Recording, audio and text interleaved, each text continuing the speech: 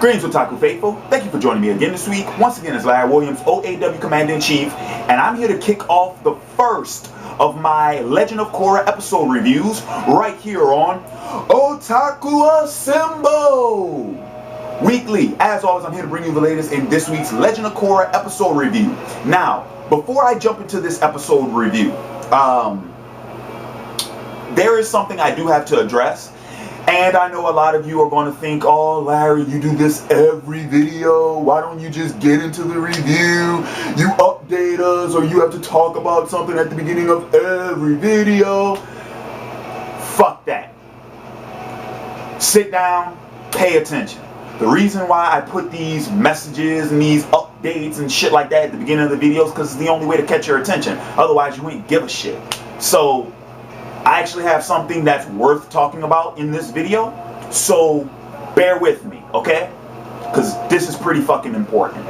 Now, a lot of you all have messaged me, you've left comments on my videos, you have comments on my wall, so on and so forth, asking me last week why I didn't review The Legend of Korra Episode 1 when it was leaked online. Because any of you all who follow me on Facebook know that I actually saw the first episode last Friday, the day before it was actually leaked. What happened with that was that I got an invite to a private screening of it. You know, studios will put out private screenings for critics and reviewers to review their products before they're officially released, and so I got an invite to do that. Now granted, this invite came from one of my subscribers. Shout out to World's End 08 for the invite, but like I said, it was an invite to a private screening, and I did so with the intent of reviewing the series. Now, that's going to bring me to why I didn't review it last week after I saw it, and why I'm waiting till now to review it. And the reason for that is this. When the episode was leaked and everyone started doing episode reviews based off of that leaked episode, I was not going to engage in that, because the series is not premiering until April 14th on Nickelodeon. And in all honesty, if it wasn't for the official website posting the first 2 episodes, I wouldn't even be doing this review now. The reason for that being is because I support the official release. I love Avatar The Last Airbender. I own the entire series. And so I was highly anticipating The Legend of Korra for like, what, almost 2 years now, because I heard about it 2 years ago. And like I said, I support this series. I support the creators. I support the cast. I support the crew. I support the studio. I support the network. This is a television series. It's free. It's getting posted on TV. I am not going to go to an illegal streaming site just to watch this series because I can't wait for it. I'm sorry. That's bullshit. And to make matters even worse, a fellow YouTuber, a fellow YouTube partner, in fact, many of you may know who I'm talking about. I won't say his name. I won't give him the satisfaction of getting free publicity on one of my videos. But a fellow YouTube partner, one of the bigger names in the YouTube anime community, he did a review of the first episode last week. And like I said, my issue is not that he did a review. That's not my issue at all. My issue is that he shared the illegal stream. That is my issue. He shared the link to the illegal stream. That's where I have a problem. It's one thing for you to go and view it for your own pleasure. It's another to publicly condone the illegal streaming of a free product, especially one that you claim you love so much. I'm sorry, I don't play that shit. For that partner to do something like that, me personally, I felt hugely disappointed. I expected much better from him, and he let me down. I'm not saying I'm pissed. I'm not saying I'm mad. I'm disappointed. 2 different emotions. Hugely disappointed. And I never had a problem with this YouTuber before. Even though I didn't like his content, I still respected his hustle.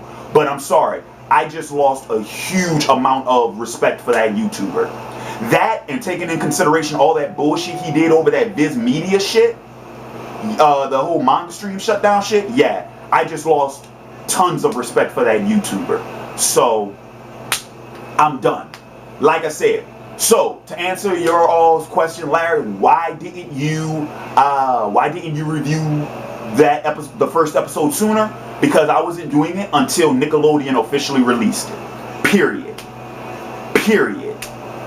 So now, on a lighter note, let's actually jump into the episode reviews. So let's start off first with episode 1. Funny enough,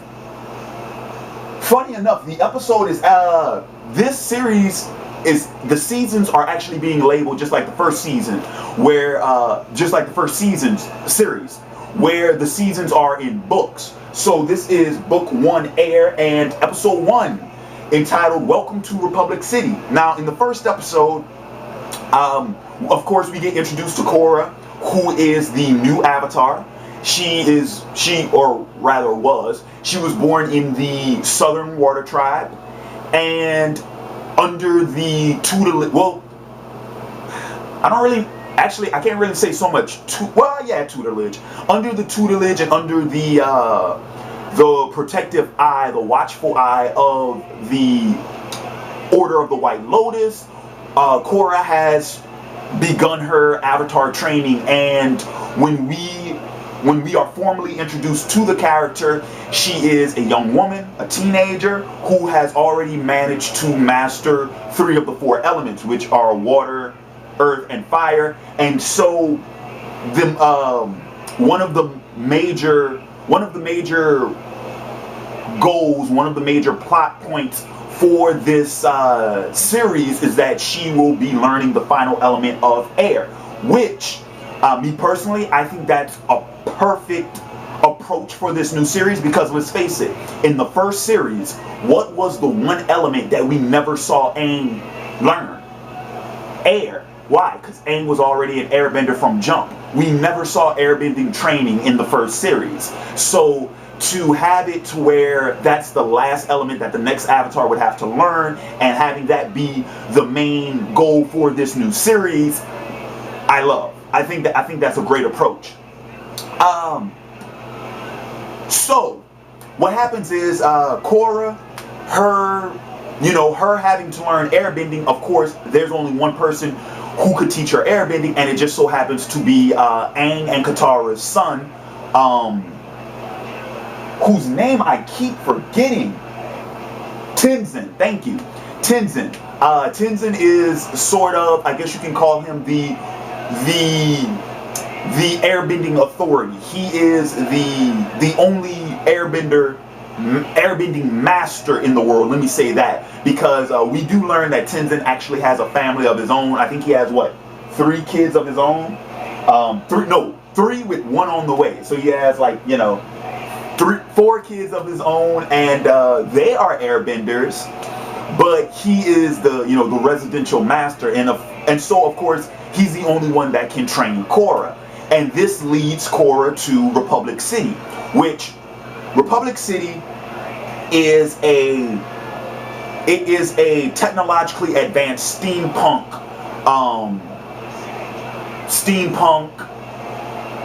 city, steampunk settlement. It actually is in the Fire Nation colonies in the Earth Kingdom, and it was actually founded by Avatar Aang and Fire Lord Zuko. That was one of their major projects, was to create a metropolis where all people of their world can come together, can divulge. It's pretty much a potential melding pot for the Avatar world. And that is the setting for this new series. This is where it takes place. So interesting characters that we run into in episode 1. Katara, or Master Katara as she is, one of the waterbending masters, elderly, and of course, I will say that that out of all, I'm trying to find a way to put this. I was glad to see Katara, but at the same time, she's the only person from the original series that we've seen so far. And of course we know Aang. Of course we know Aang has passed. Why? Because you can't have a new Avatar if the old Avatar is still alive. So in order for there to be a new Avatar, Aang would have had to pass. So of course we know that. All right, fine. And then of course Zuko. I mean, I would assume Zuko would be gone by now. But I'll tell you what. I was surprised that Sokka was gone already. Because that was the character. I know, it's kind of weird, you know. Even though Zuko is my favorite character from the original series, Sokka was the one that I was looking forward to the most seeing in Legend of Korra. I wanted to see old man Sokka, and apparently we didn't get the chance. Also, I believe that Toph is gone too. One of the characters we're introduced in the first episode is actually Toph's daughter. And like I said, I don't know. Oh, not to mention, Toph's daughter is the chief of the Republic City Police Department. And not only is she hard as balls, just like Toph was, but apparently that whole police department are metal benders. That's fucking cool. I'm sorry, that's fucking cool. And even in the police station in her office, you could see the Beifong symbol on the wall. That was fucking cool. But like I said, I don't know if Toph is still alive or not. They didn't mention her being dead, so who knows? She could be an old lady.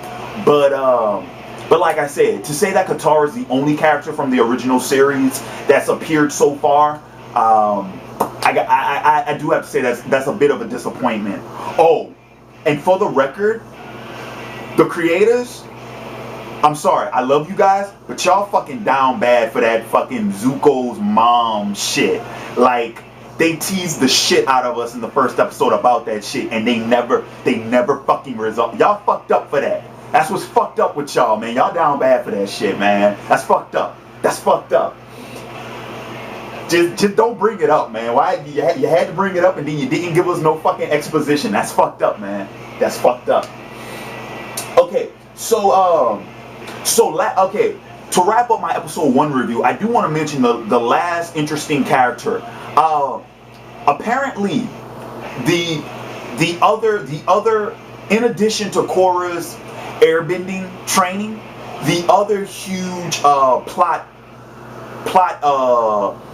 conflict that is at play here is that apparently there is an anti-bending movement developing in Republic City, and the leader of that movement, a masked figure, who I can only assume is the main villain of the series, voiced by Stephen Bloom, who's many of you may remember I've mentioned in videos before, Stephen Bloom's my favorite voice actor. So to have him as the villain, I mean, shit, we had Mark Hamill as Ozai, who's another one of my favorite voice actors in the first one, and now we have Stephen Bloom doing the villain in the new series. I absolutely love that. I'm all fucking for that. I love Stephen Bloom. He's a great fucking actor, and I'm looking forward to that. So with the last couple of minutes, I'm just going to briefly talk about episode 2. Episode 2 is entitled A Leaf in the Wind. And in this episode, Korra officially begins her airbending training under Tenzin. The challenge that she's faced with is actually a very old airbending practice. And I believe we've seen it before in the first series. It's the airbending gates. If many of you all will remember, a series of airbending gates, little walls, are set up on these spinning pedestals, and the goal of the exercise is for the airbender to pass through the gates without ever touching them, to get from one end to the other while the gates are spinning. And like I said, we saw this in the first series. It was during one of the flashback episodes with Aang at the airbending temple, and there were the spinning gates. So this is the first exercise that Korra is faced with, and for some reason Korra is she's having the most difficulty with airbending, which I found kind of odd considering that Korra is naturally a waterbender. So her natural opposite would be firebending. You would think she would have more trouble with firebending, but apparently not. Apparently she's having the most trouble with airbending. And so when that exercise along with the meditation don't go to her fancy, Korra decides to go on an outing that leads her to a pro-bending arena. Yes, apparently in this series they've turned bending into a professional sport, and that's where she meets the two characters. I believe it's Bolin and Mako, which I believe is supposed to be pronounced Mako, but Mako. Okay, fine. They are two members of the Fire Ferrets pro bending team, and so what happens in the episode is that Korra takes an interest in pro bending, and through the help of Bolin, she learns that pro bending, for all intents and purposes, is more of a more modernized version of practicing bending. And so when Tenzin, of course, confronts her about this, because of course he doesn't want Korra out in the spotlight when she's supposed to be focusing on her airbending training, she tells Tenzin, it's like, this is the more modern way of doing things. So, I'm not learning under the old ways. To which, at the end of the episode, when Tenzin finds out, when he sees for himself that Korra has actually picked up some of his airbending teachings in the final pro bending fight, he says, you know what, you're right. And pro bending, it's the venue for which you're learning. So while Tenzin has not yet condoned her pro bending, he hasn't condemned it in the same manner that he did at the beginning of that episode. So yeah, and that was pretty much the whole of episode 2. Now with the final minutes in this video, I just want to give my overall thoughts on the series so far. I will say the first thing I noticed about this series is that it is a different series. While it is still within the same continuity, it is still within the same mythology, and it is still within the same world of Avatar: The Last Airbender, it is a different series. For all intents and purposes, it is a very different series because the setting is completely different. The timescape and the advancements of the civilizations in this world are different than the first series, which I have to argue. I think, to be honest with you all though, I don't buy the time skip. I mean, you're telling me that the civilizations in that world got that technologically advanced in Aang's lifetime? I don't buy that. I mean, yeah, we saw at the end of Avatar: The Last Airbender, the most technologically advanced thing they had were Zeppelins. They had giant Zeppelins. Now they have fucking cars. I don't buy it. I don't buy that. I don't buy it. But like I said, it very different series.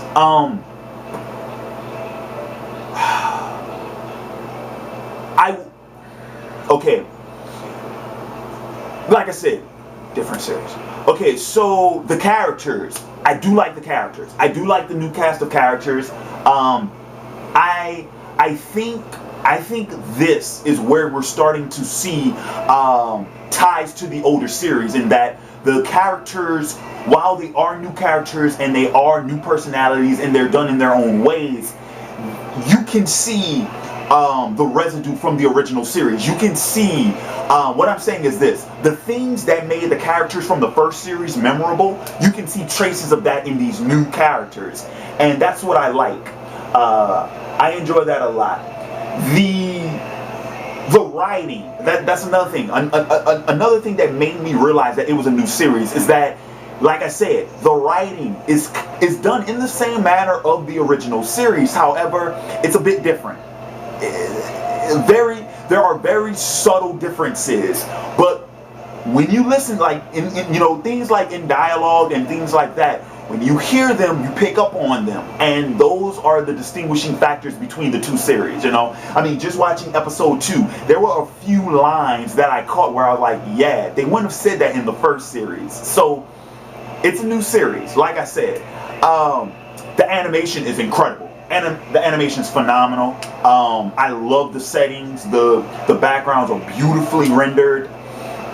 And like I said, it's very well written. The dialogue is very witty. It's hilarious. It's very funny. And also I do want to make this note. I don't know, something about this series I kind of favor more than the original, because we're dealing with more mature characters, because of course Korra's much older than Aang was in the first series. And then we're dealing with more mature themes and more mature content. So I can get behind that, and of course, the humor. The humor is a tad bit mature. I mean, to me personally, the funniest shit in the series are the scenes with Tenzin and his kids. That's the funniest shit to me in this series. And like I said, of course, kids, they'll get the humor because they'll look at it as, oh, the kid said something funny. But parents will definitely get the humor, because why? It's a parent dealing with kids, and I think that's my favorite aspect of this series, is the fact that you have Tenzin, who, for all intents and purposes, even from what Katara said, is the more mature of his siblings. And he's trying to train this young woman. Keep in mind, Korra is a teenager / a young adult. I mean, she's what? I would argue, based off the look of her, she's what, 17 or 18? So she's a young woman. She's a young woman that he has to train. And then he has to raise 3 Rugrats, and he got 1 more coming on the way. I think, I'm sorry, that's my favorite part of the series. The shit with Tenzin and his kids is fucking hilarious. And like I said, a lot of the shit that goes on between them is subtle humor. It's subtle comedy.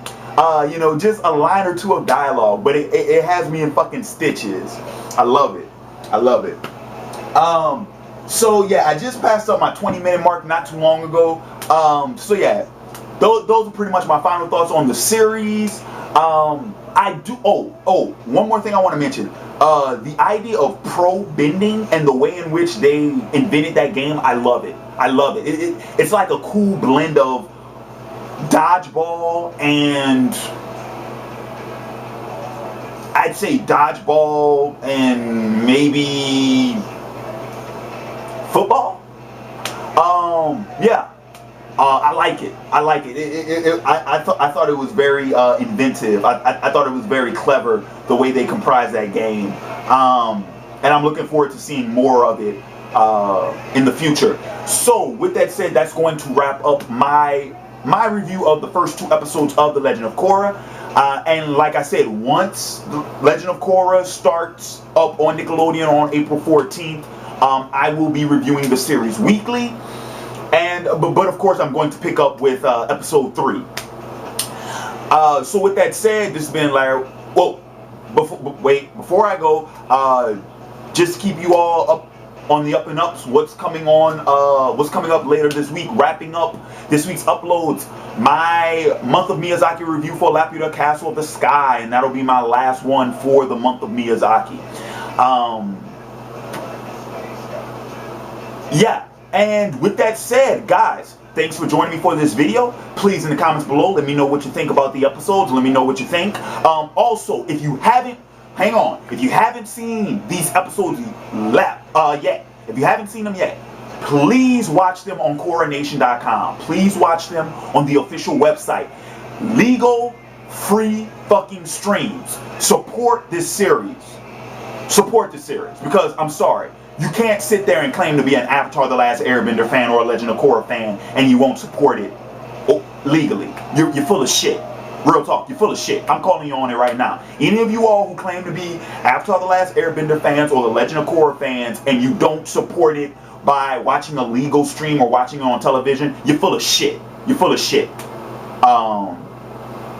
So yeah, support the official release. It's a damn good series. It deserves it. With that said, this has been Larry Williams, OAW Commander-in-Chief, signing off. And until next time, peace.